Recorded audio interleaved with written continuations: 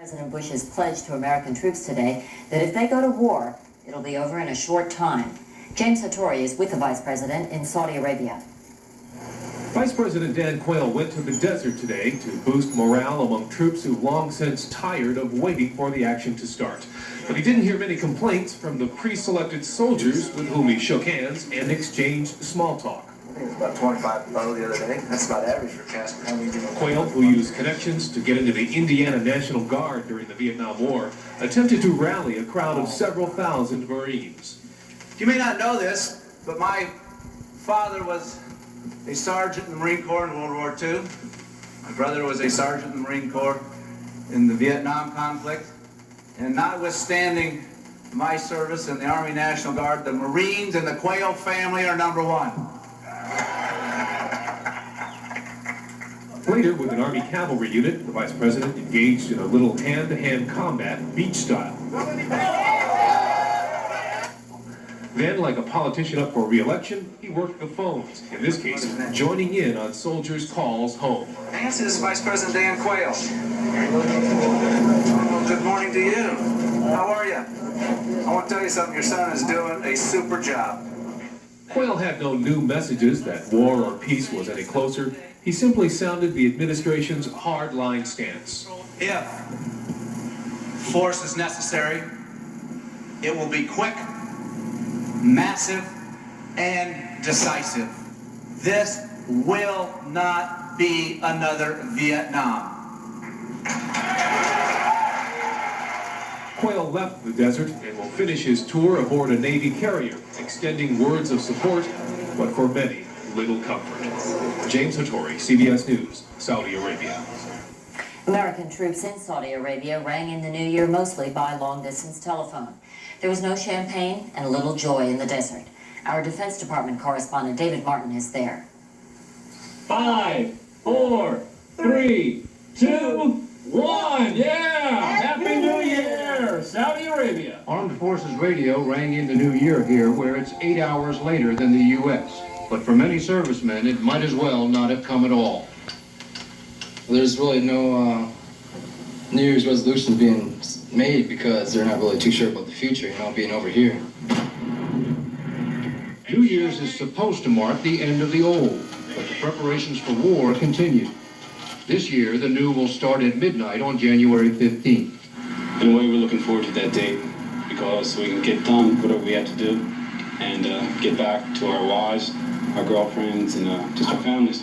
On this New Year's Eve, a soldier searching for new beginnings had to call the hospital back home to see if his wife delivered that baby yet. We don't have a cutler up here now, and we're checking the book. We haven't had a cutler deliver in the past 24 hours or so either. Okay, so maybe she's on her way. Or just see how she's doing. I told you you might be Antoine. I want you to go home. I want to go home too. 5 months in the desert have forced many soldiers to miss important occasions back home. I was supposed to be married yesterday. I'd like to get home and set a new date. Some can't wait any longer to make up for lost time. Jennifer, you're the girl I want to spend the rest of my life with. I love you. Will you marry me? One who was already married found out she is about to become a mother. Next year. And finally, just last night in David Martin's New Year's report from Saudi Arabia, Airman First Class Douglas Gilliam of Cumberland, Kentucky, proposed to his girlfriend who is back in Howell, New Jersey. Jennifer, you're the girl I want to spend the rest of my life with. I love you. Will you marry me? Got this for you. Today, Jennifer McGuigan appeared on CBS This Morning with Charles Osgood. So I have to ask you for the headline. What's your answer? Yes, most definitely yes. And there you have it, a hopeful note to start the new year in these troubled times. We wish Airman Gilliam and all the troops in the Persian Gulf a safe and speedy voyage home. And our best wishes to Jennifer and Doug, too. That's our news. I'm Connie Chung in New York. Thank you for joining us, and for all of us at CBS News, good night and a Happy New Year. Thank you, Eddie. With television camera crews running all over the Saudi Arabian desert, I suppose it's natural that somebody would take advantage of the situation. Somebody like Douglas Gilliam. You're the girl I want to spend the rest of my life with. I love you. Will you marry me?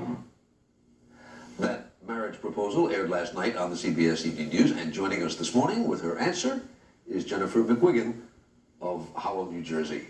Hi. Good morning, Jennifer. Good morning, I Jeff. hope you were watching the evening news last night. Yeah, I was. I got a phone call and was told to watch it. Somebody tipped you off. Yeah, that's exciting. Did you know why what was going to happen? No, well, my brother called me and said, watch the news, Doug's gonna be on. So I was like, oh, he'll be in the crowd, or wasn't expecting what I got. What was your reaction? I was kind of shocked at first, you know, because I was expecting just to see him. I wasn't expecting, you know, ring and will you marry me? But it was exciting because, you know, there was a blue moon out last night and being New Year's Eve and all. It was the blue moon. That's what did it, all right. Yeah. Now, you're only 19 years old. Was this proposal expected? Is something that you had expected to happen anyway? We knew we wanted to spend the rest of our lives together, and, you know, my family knew, and, you know, they approved and everything.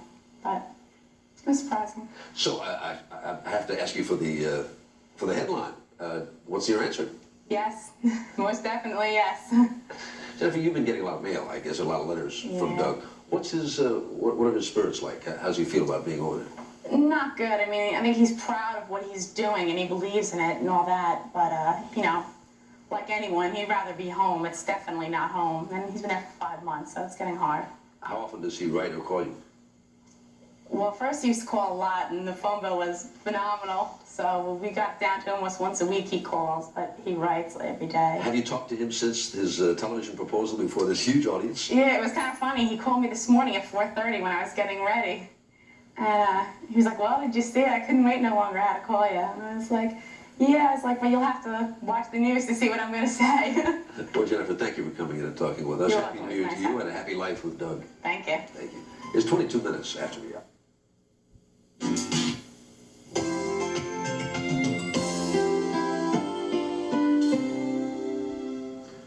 CBS This Morning continues. I'm Charles Osgood in for Harry Smith. And I'm Hattie Kaufman in for Paula Zahn, and I wanted to run over here and join Charles in this conversation with Jennifer McGuigan, the bride-to-be. Yep.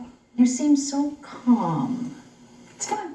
It's exciting. It's, you know, different. You know, wasn't expecting it, definitely. 5 o'clock. That's all it And is. yet, all of these months that he's been gone, it must have been very tough for you. Yeah, I have a very large family, and they help a lot. You know, a lot of nieces and nephews, and, you know, it's hard, but, yeah, you know, you have to deal with it. I believe in what he's doing. Are you very frightened as January 15th approaches? Not really, because I believe myself that he's safe. So, I think if I thought I had something to fear, then I would fear.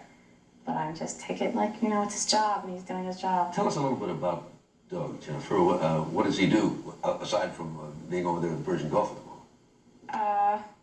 Spends time with me and my family. He's like a great family man. So I know, you know, we'll have a lot of kids and be happy like that. And he's a great guy, really. I'm lucky. Does he plan to make a career in the military? Before this, he did, and I think he still will. Because it's, you know, it can secure a good future for us.